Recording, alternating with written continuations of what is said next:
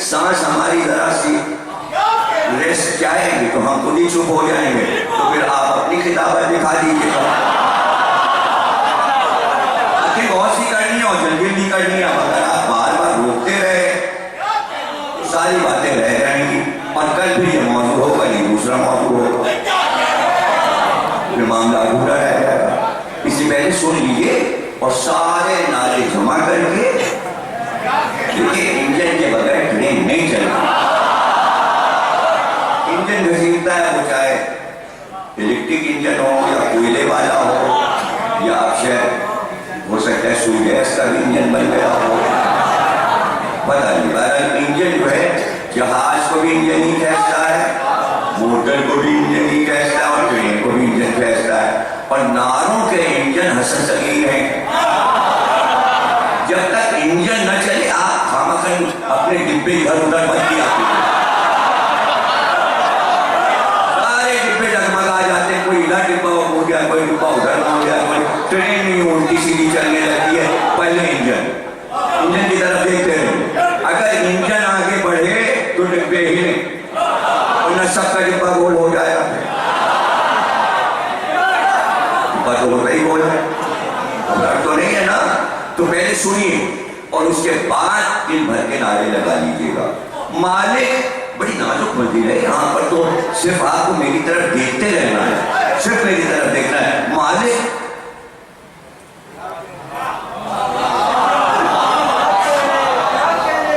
وہ علی کو دیکھ رہے ہیں، کیا دیکھ رہے ہیں؟ اس کی سمجھ ہی نہیں آ رہا ہے کہ علی کہاں دیکھ رہے ہیں۔ اب وہ اتنا موڑا کہ میں دیکھوں کہ علی اس پر بھی نہیں چوکے کہ میں دیکھ رہا ہوں، ان کی نظر وہاں سے ہٹ ہی نہیں رہی۔ اس نے جلدی سے نظر ہٹائی کہ میں دیکھوں علی دیکھ کدھر ہے۔ بڑی محنت کی ہوگی مالک عسکر نے، وہ سوچ رہا ہوگا 30,000 کے لشکر کی پلٹنوں پہ نظر ہوگی، اگر پوری پلٹنوں پہ نظر ہوتی کبھی ادھر نگاہ جاتی کبھی ادھر جاتی، ایک نقطے پر نگاہ ہے۔ پھر اس نے غور سے دیکھا کہ علی کی نگاہ ایک اونٹ پر ہے۔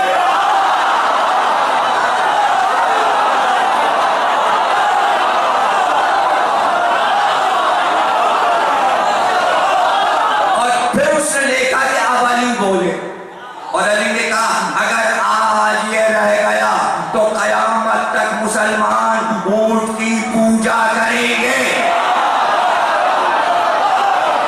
اب مالک میں معرفت پیدا ہو گئی، علی جو کچھ بول رہے ہیں عشق الہی میں، اس لیے کہ ابھی تو بت پرستی کی عادت چھڑائی ہے، اتنی مشکل سے تو اس کو اللہ کو ایک مانا ہے، پھر وہ مرحلہ لے آیا کہ ایسا کچھ سجا بنا کے کہ پھر مسلمان پجاری بن جائیں۔ اس لیے علی نے فیصلہ کیا اور یہ کہہ کر ذوالفقار کھینچی، تو مالک نے کہا پہلے ہم، کہا نہیں مالک، خوشنودی الہی کے لیے علی کا پہلا بار۔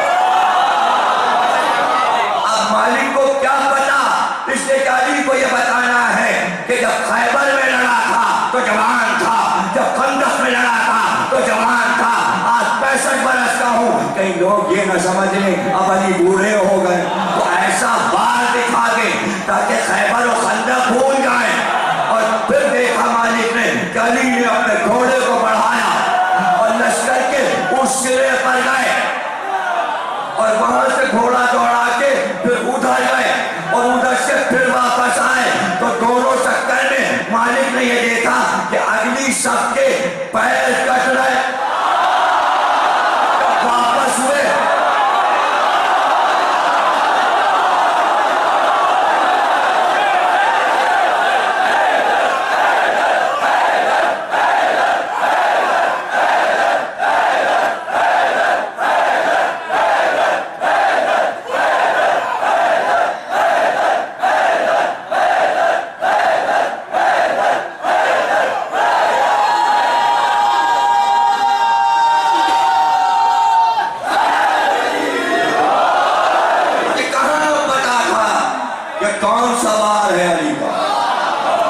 ایک علی کا مرد تو قاتل کے سر سے چلتا تھا اسے دوبارہ کرتا تھا، یا جسم کے آگے کمر سے چلتا تھا طول و عرض میں مار ہوتا تھا، یا سیفی کا مار ہوتا تھا، یا ہستی کی ہڈی سے چلتا تھا اور تلچھا کاٹتا تھا۔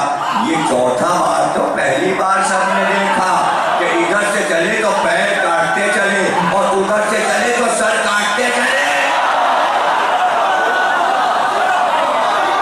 ایسے درخت کی شاخیں چھاٹتی ہے۔ کیا ذوالفقار کی شان تھی۔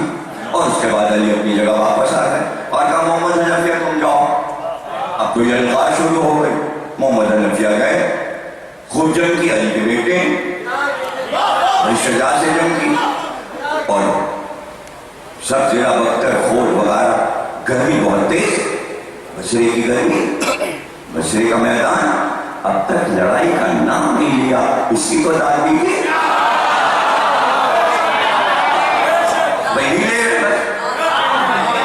نہیں نام، بصرے کی لڑائی ہے۔ اب بچوں کی اپنی معرفت ہے، ایسا تھوڑی کہ بچے سمجھ نہیں رہے۔ آئے فوراً بیشتی سے کہا پانی ڈالو، پانی ڈالو محمد حنفیہ پہ۔ سارے ہتھیار ٹھنڈے ہو گئے، سارے ہتھیار ٹھنڈے ہو گئے، پانی ڈال گئے، زیرہ بھی جل نہیں تھی، کوٹ بھی جل رہا، پانی ڈال مشورہ کہ جاؤ پھر حملہ کرو، جاؤ پھر حملہ کرو۔ پورا خطبہ لے بلا میں بیٹا اس طرح نا کہ آخری صف پہ لگے، اگلی بری آخری، اور جب حملہ کرنا تو دانتوں کو دانتوں پہ جما لینا اور قدم ایسے رکھنا کہ ایک لمحے کے لیے بھی قدم پیچھے نہ ہو۔ یہ ہے میدان جنگ میں علی والوں کا کمال کہ ذرا سا قدم پیچھے ہٹتا نہیں، اور اسی طرح محمد حنفیہ لڑے، پھر حملہ کیا، پھر آ گئے، کہا پھر جاؤ حملہ کرو۔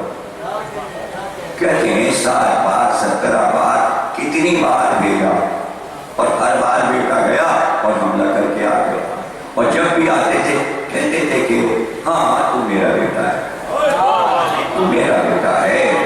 حسن اور حسین نے فاطمہ کا روپ کیا ہے، میرے حسین سے زیادہ بہادر کوئی نہیں، میرے حسن سے زیادہ بہادر کوئی نہیں۔ اور پھر بیٹے کو بیٹے تو میرا بیٹا ہے، اور پھر کہتے ہم لوگ محمد حنفیہ ابھی واپس آئے تھے، پتہ نہیں 5واں 6واں 7واں حملہ کر کے کہ بعد لشکر والوں نے دیکھا کہ علی کے لشکر سے بجلی تڑپ کر جیسے چلی، اور ایک گھوڑا نکلا اور ایک سوار نکلا، اور وہ اتنی تیزی سے گیا کہ اس کے ہاتھ میں نیزہ تھا، اور اس نے نیزے کو جا کر ناقے کی آنکھ میں مارا، ادھر سے چلا ادھر سے نکل گیا، ناقہ گر گیا، وہ واپس آیا، علی نے کہا کون تھا؟ سب نے کہا حسن۔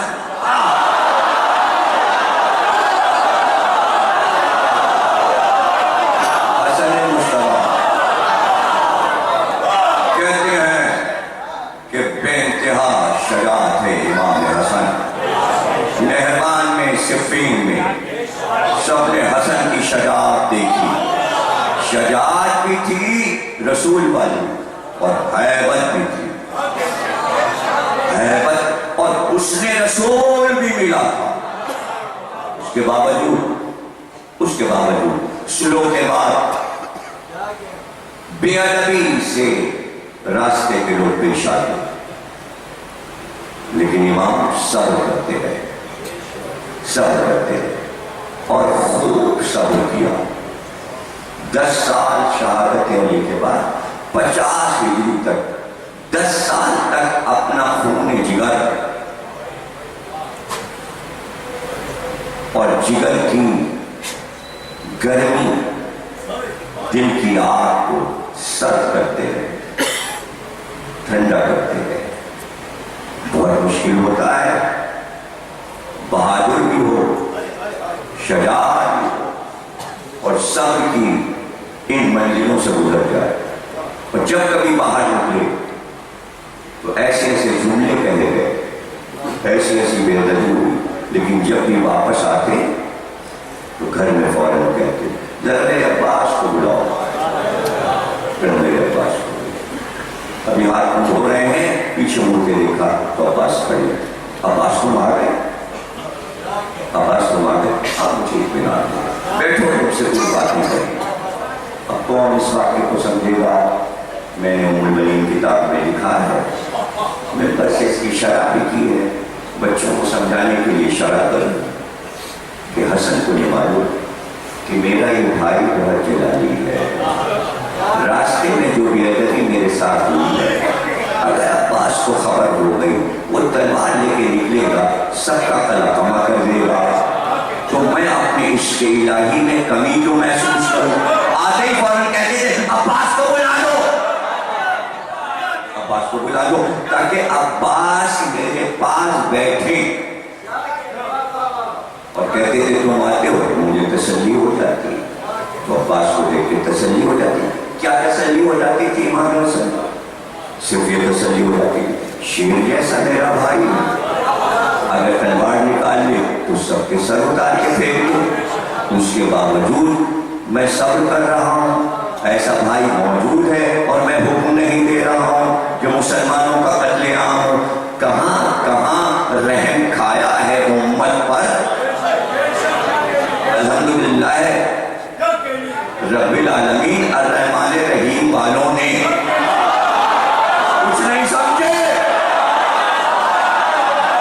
اگر ایسا نہ کرتے تو کبھی ثابت نہ ہوتا کہ وہ رحمان ہے، وہ رحیم ہے۔ آیات کی تفسیر اپنی سیرت سے بتائی، مجھے دیکھو میں رحیم ہوں، مجھے دیکھو میں کریم ہوں، میری کرامت دیکھو گے تو اس کی کرامت سمجھ میں آئے گا، میرا رحم دیکھو گے تو اس کا رحم سمجھ میں آئے گا، رحمانیت سمجھ میں آئے گی۔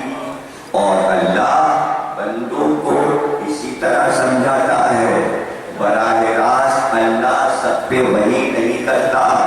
میرے بچوں، میرے جملے بہت قیمتی ہوتے ہیں، یہ اثاثہ ہیں، جتنا سوچو گے علم کے جوہر تمہیں ملتے جائیں گے اور راز کھلتے جائیں گے۔ اس لیے کل میں نے بتایا تھا کہ اللہ نے قرآن میں ماں کو رب کہا ہے، ربیانی صغیرہ، جب تم چھوٹے تھے تمہاری ماں تمہاری رب تھی، آیت ہے قرآن کی، ماں رب ہے۔ کیوں رب ہے؟ تاکہ سمجھائے، ماں دیکھ کر رب سمجھ میں آئے۔ سمجھو کیسے سمجھ میں، ماں سے کیسے رب سمجھ میں آئے گا؟ دیکھو نا، سردی ہے اسے پرواہ نہیں ہے، گرمی ہے اسے پرواہ نہیں ہے، بچے کے عشق میں گرمی گرمی نہیں، سردی سردی نہیں، اور اس عالم میں وہ چاہتی ہے پاک بھی رہے، نماز بھی پڑھے۔ سردی کا عالم ہے، بچے نے پیشاب کر دیا، اسے ابھی نماز پڑھنا تھا، اب تو اسے غصہ آئے گا، دے تھپڑ دے تھپڑ دے بھوجی دے لات، تم نے نجس کر دیا، اب سردی میں میں کیسے نہاؤں، اتنی ٹھٹوٹی ہوئی سردی میں میں نہا کے نماز پڑھوں؟ وہی پیار کپڑے بدل رہی ہے، نجس کپڑے اتار رہی ہے، اپنے کو پاک نہیں کر رہی، بچے کو پاک کر رہی ہے، نئے کپڑے پہنا رہی ہے، یہ بھی ڈر لگا ہوا ہے سردی میں لگ جائے تو گنگنے پانی سے نہلا رہی ہے، ذرا سا گرم پانی، کیا دیکھ رہے ہو؟ کیا اماں کو نہیں جانا؟ کیا کسی اور کی اماں کا ذکر ہو رہا ہے؟ کوئی ایسا شقی ہوگا کہ اس کے سمجھ میں نہیں آئے گا، اس لیے کہ جیسے ہی عیسیٰ آئے مریم کی گود میں تو یہودیوں نے کہا بچہ کہاں سے لائی؟ تو کہا اس سے پوچھو بچے سے، کہیے کیسے بولے گا؟ پھر آپ نے اشارہ کیا پوچھو، تو بولنے لگے عیسیٰ، کیا بولے؟ میں نبی ہوں، میں کتاب لے کے آیا ہوں، کافی نہ بتا دیتے، میں نبی ہوں، میں کتاب لے کے آیا ہوں سورہ مریم پڑھنا، اس میں یہ آیات ہیں، غور سے پڑھنا، سمجھ میں بات آ جائے گی۔ پھر عیسیٰ نے کہا اور مجھے اللہ نے حکم دیا ہے میں اپنی ماں کی اطاعت کروں اور میں ماں کی اطاعت کروں گا، میں شقی نہیں ہوں۔ زیادہ زور سے بات کرو، ماں کا ادب وہ نہیں کرتا جو شقی ہوتا ہے۔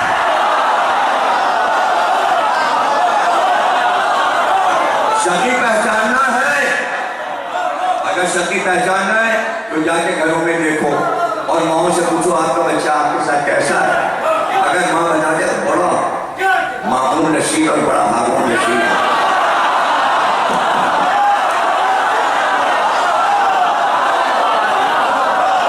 دنیا کا کون سا بچہ ہے جو اپنے ماں کو پیار نہیں کرتا؟ کیوں کرتا ہے؟ اس لیے کرتا ہے کہ ماں نے وہ کیا ہے جو دنیا میں کوئی نہیں کر سکتا۔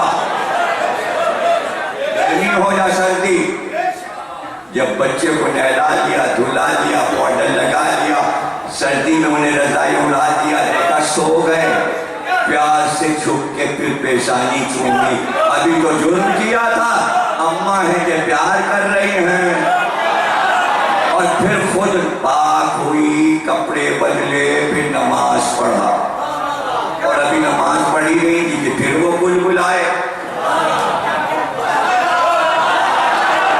میرا بچہ بھوکا ہے، پھر گود میں اٹھا لیا، دودھ پلایا، صبح ہوئی، منہ دھلایا، ایسے دیکھ رہے ہیں جیسے میں اماں ہوں، سب لوگ مجھے دیکھ رہے ہیں، واہ واہ، کوئی بات ہے؟ اپنے میں محسوس کرو، اپنی ماں کی محبت محسوس کرو، جملے میرے سنو، صبح ہوئی، منہ دھلایا، آنکھ میں کاجل لگایا۔ آج تک یہ مسئلہ سمجھ میں نہیں آیا کہ جب چھوٹے ہوتے ہیں تو اماں کاجل کیوں لگاتی، ادھر کاجل لگایا اور جو انگلی میں کاجل لگا تھا جلدی سے آنٹی کا لگا دیا تاکہ میرے بچے کو نظر نہ لگے۔ ماں کے علاوہ کون بچاتا ہے؟ تو راتوں کو جاگی ہے، لے کے ٹہلی ہے، نہ سردی کی پرواہ نہ گرمی کی پرواہ، رو رہے ہیں تو روتے چلے جا رہے ہیں، اور یہ ہے کہ ٹہلا رہی ہے، چاہے اس کے کمر میں درد ہو، پیر میں درد ہو، سر میں درد ہو، مگر ان کی خدمت میں لگی ہوئی ہے۔ اس لیے اللہ نے کہا تم میرے جرم پر جرم کرتے ہو، جیسے ماں تمہیں معاف کرتی رہتی ہے ویسے ہی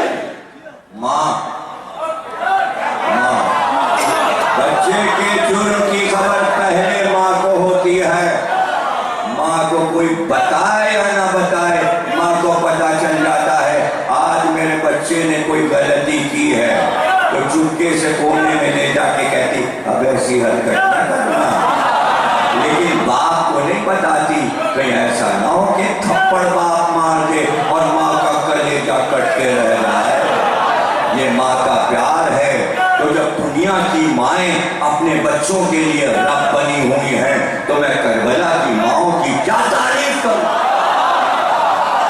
اس میں دم ہے کہ کربلا کی ماؤں کی تعریف کر سکے۔ ابھی تو قاسم چھوٹے بوجھ میں تھے، ماں نے خواب میں دیکھا، خواب دیکھ کر اٹھی تو حسین سے کہنے لگی بھائی حسین رات میں نے اللہ کو صبر پسند ہے، وہ خواب نکالی۔ چھوٹے تھے قاسم 2-2.5 سال کے، صبح ہی اٹھ جاتے تھے، ماں گود میں لے کے صحن میں آ جاتی تھی، صحن میں لے کے آئی تو وہی وقت ہوتا تھا کہ دیوار پہ کچھ سفید کبوتر آ کے بیٹھتے تھے۔ ماں دکھاتی وہ دیکھو خوبصورت سے پرندے بیٹھے ہوئے. قاسم غور سے پرندوں کو دیکھتے. روز ماں دکھاتی رہی پرندوں کو. قاسم بڑے ہو گئے, 4-5 سال کے ہو گئے. تو چونکہ عادت پڑی کہ صبح اٹھتے ہی دیوار کی طرف دیکھتے تھے کہ کبوتر نظر آ رہے ہیں کہ نہیں. تو اب قاسم یہ کرنے لگے کہ 2 مٹی کے پیالے لے آئے, ایک میں پانی بھر کے رکھا, ایک میں کچھ دانہ بھر کے رکھا. جیسے ہی قاسم پیالے میں پانی ڈالتے سارے کبوتر صحن میں اتر آتے. قاسم دیکھ کر کبوتروں کو خوش ہوتے تھے کہ پانی پی رہے ہیں, دانہ کھا رہے ہیں. لیکن 28 کو جو چلنے لگے تو فوراً چچا کے پاس گئے کہ چچا محمد حنفیہ ہمارے گھر میں روزانہ کچھ سفید پرندے آیا کرتے تھے, اب ہم چلے جائیں گے وہ پرندے پھر آئیں گے. چچا وعدہ کیجیے انہیں آپ پانی پلایا کریں گے, آپ انہیں دانہ کھلایا کریں گے. محمد حنفیہ نے کہا شہزادے قاسم گھبراؤ نا, میں روز گھر کا تالا کھول کے, پورا گھر خالی ہو رہا ہے, اولاد حسن جا رہی ہے ام فروا کے ساتھ, تو گھر میں تو تالا پڑ گیا نا, تو اب تالا کھول کے روز محمد حنفیہ کہتے میں جاتا تھا لیکن پھر وہ پرندے نہ آئے. میں نے بڑا انتظار کیا کہ قاسم کے بتائے وہ سفید پرندے پھر نظر آ جائیں. ارے محمد حنفیہ کو کہاں نظر آتے, وہ تو عاشور کے دن ایک درخت پہ بیٹھے تھے اور پھر ایک پرندے نے آ کے بتایا کچھ بتائے فاطمہ کا لال مارا. پرندوں نے اپنے سفید پروں کو لہو سے لال کیا. میں نے چاہا کہ آپ آمادہ ہو جائیں, پھر میں مصائب شروع کروں. قاسم کو گھوڑے پہ نہیں بٹھایا, اماری میں بٹھایا. دھوپ بہت تیز ہے, کہتے اتنے خوبصورت تھے قاسم, اور ایسا رنگ تھا کہ اگر کوئی انگلی رکھ دے تو کھال پہ فرق آ جاتا تھا. ایسے شیشے کی طرح جسم چمکتا تھا. حسین نے نہیں چاہا, دھوپ راستے کی تیز ہے, قاسم کے چہرے پر پڑے. جس بچے کی اتنی حفاظت کی ہو وہ قاسم آ کے کہہ رہا ہو چچا سب جا رہے ہیں, اب مجھے میدان میں جانے دے. کہ قاسم تمہیں کیسے جانے دے, تم تو میرے مرحوم بھائی کی نشانی ہو. ماتم ہوگا, 14 سال والے کا ماتم ہوگا, سب مل کے ہائے قاسم کا ماتم کریں. آج مہندی آئے گی اور مہندی پڑھی بھی جائے گی, مہندی سنیے گا اور قاسم کی مہندی کو یاد کیجیے گا, اور یہ بھی سوچتے رہیے گا یہ شہزادے کی مہندی کیوں نکل رہی ہے. جو بھی وجہ ہو کم از کم یہ وجہ تو ہوگی نا کہ اگر کربلا میں نہ صحیح مدینے میں شادی ہو تو مار نکالتی کہ میں بچے کی مہندی نکالوں گی. ارے کربلا میں ماں مہندی نہ نکال سکی تو آزاد مہندی نکالتے ہیں. اور یہ مہندی اتنی مقبول ہے کہ جس کی اولاد نہیں ہوتی وہ مہندی پکڑ کے اگر صرف کہہ دے شہزادے قاسم آپ کو حسن کا واسطہ اولاد نگینہ عطا کیجیے تو اولاد عطا ہوتی ہے. جس کا رزق تنگ ہو جاتا ہے وہ اگر مہندی پر قاسم کے معنی ہے تقسیم کرنے والا, چونکہ قاسم نام علی کا بھی ہے تو بیٹا بھی رزق تقسیم کرتا تھا. جب رات کو حسین روٹیاں بانٹنے جاتے تھے تو اون محمد علی اکبر اور قاسم ساتھ میں پڑھ کر حسین کے ہاتھ سے روٹی لیتے جاتے اور سائلوں کو دیتے جاتے اور گھروں میں پہنچاتے جاتے. سخاوت کی تو عادت تھی قاسم کو. تو آج ان کی یاد میں اگر مہندی نکلے اور رزق مانگا جائے تو قاسم عطا کر دیتے ہیں. وافر مقدار میں اسے رزق ملتا ہے. یہ مہندی کے فوائد ہیں. بین الاقوامی فائدہ یہ ہے کہ سنی سب سے زیادہ مہندی اٹھاتے ہیں, انہیں سب سے زیادہ عقیدت ہے. ہندوؤں کو مہندی سے زیادہ عقیدت ہے. اس لیے بند نہیں کی جا سکتی کہ اس سے کافروں میں تبدیل ہو رہی ہے اور وہ حسین کو مہندی کے ذریعے سمجھ رہے ہیں، اس لیے اس کو جاری رہنا چاہیے۔ شادی ہوئی نہیں ہوئی یہ تاریخ کی بحث ہے، مہندی سے کوئی بحث نہیں آئے۔ جیسے علم نکلتا ہے، یہ بتاؤ کہ علم عباس کا ہے، جھولا علی اصغر کا ہے، تابوت علی اکبر کا ہے، تو مہندی کی یادگار رہنے دو۔ اس شہزادے قاسم کا بھی تو عزاداری میں ہو۔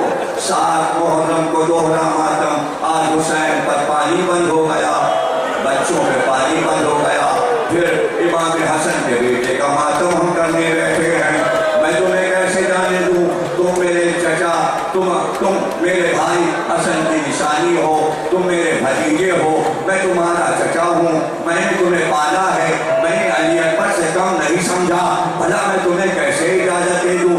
کئی بار گئے مگر حسین نے اجازت نہیں دی۔ جب قاسم نے دیکھا کہ اجازت نہیں دیتے تو ایک بار آنکھوں میں آنسو آ گئے، ایک تنہا خیمے میں جا کے بیٹھ گئے۔ ماں کو پتا چلا، قریب آئے، کہا بیٹا میدان جنگ چھوڑ کے یہاں کیوں آ کے بیٹھ گئے؟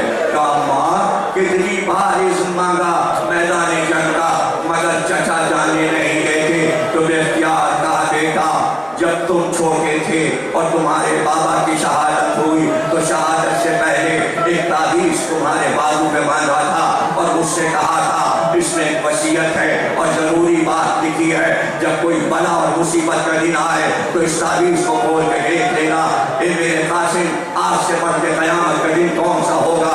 تمہارے چچا پہ مصیبت بنی ہوئی ہے، اس لیے ذرا وہ تعویذ کو کھول کر دیکھو۔ اب جو بازو کا تعویذ کھولا اس میں لکھا تھا میرے لال قاسم کربلا میں حسن نہیں ہوگا، اگر حسن ہوتا تو اپنی جان حسین پر سے فدا کر دیتا۔ اے قاسم تم میری طرف سے جانا اور میدان جنگ میں جا کر جنگ کرتے ہوئے اپنی جان کو حسین پر سے قربان کر دینا۔ مانے کا بیٹا اجازت کا پروانہ مل گیا، جاؤ چچا کو دکھاؤ۔ قاسم وہ تعویذ لیے ہوئے حسین کے پاس آئے اور میری طرف دیکھتے رہنا۔ اس وقت حسین کرسی پر تشریف فرما تھے، قاسم اپنے گھٹنے ٹیک کر زمین کے اوپر اس طرح گھٹنوں کے بل بیٹھ گئے اور کہا چچا ذرا یہ بابا کی تحریر تو پڑھیے۔ تحریر کو لیا، آنکھوں سے لگایا، سر پہ رکھا، بھائی کی تحریر ہے، پڑھتے گئے، روتے گئے، لیکن چپ بیٹھے رہے۔ یہ نہیں کہا کہ اجازت۔ جب قاسم نے دیکھا کہ حسین اجازت نہیں دیتے، میری طرف دیکھنا، ایک بار قاسم نے کیا کیا کہ چھپ کر حسین کا ہاتھ پکڑا، ہاتھوں کو چومنا شروع کیا، پھر دیکھا حسین کچھ نہیں بولتے، ایک بار سر کو حسین کے قدموں پہ رکھا اور پیروں کو چومنے دیا اور کہتے جاتے چچا جانے دیجیے، چچا مجھے اجازت دیجیے۔ ماتم ہو، شہزادے کا ماتم ہو، گریا ہو، آوازیں بلند ہو، غصہ ہو، حسن کو غصہ دو، علی کو پوتے کا غصہ دو، فاطمہ کو پوتے کا غصہ دو، زینب کو بھتیجے کا غصہ دو، ام فروا کو بیٹے کا غصہ دو، ہاں کمی نہ ہو، دریا میں کمی نہ ہو۔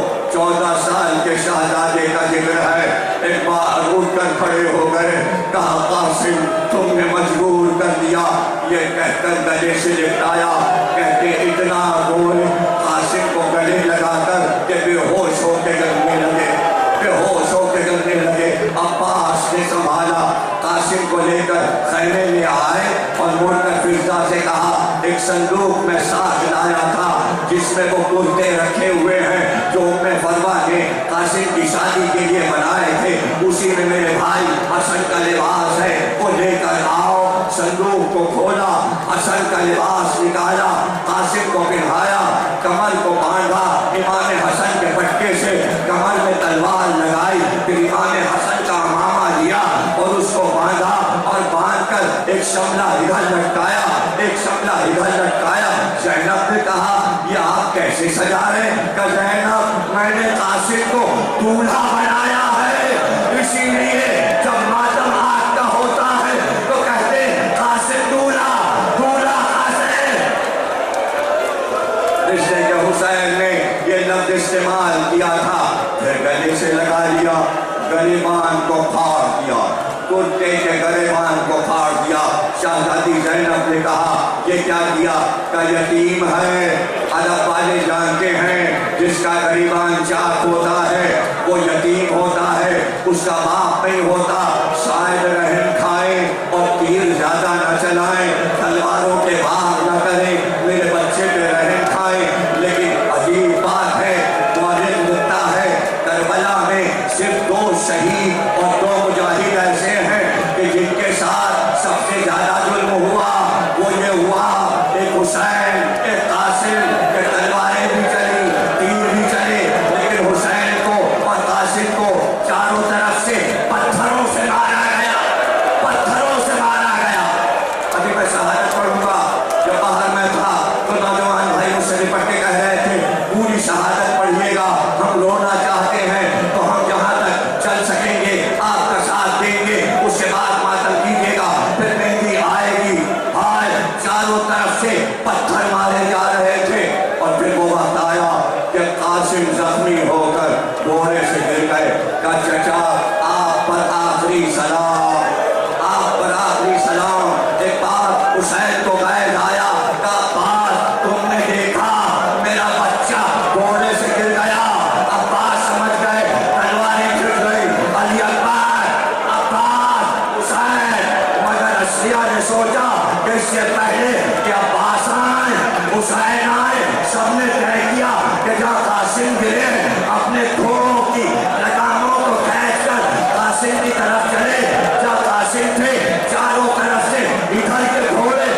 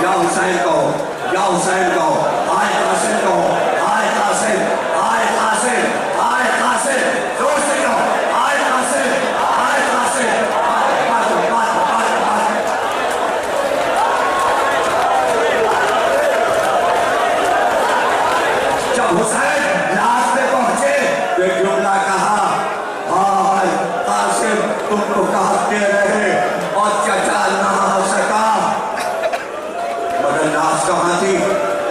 اب ام فروا کا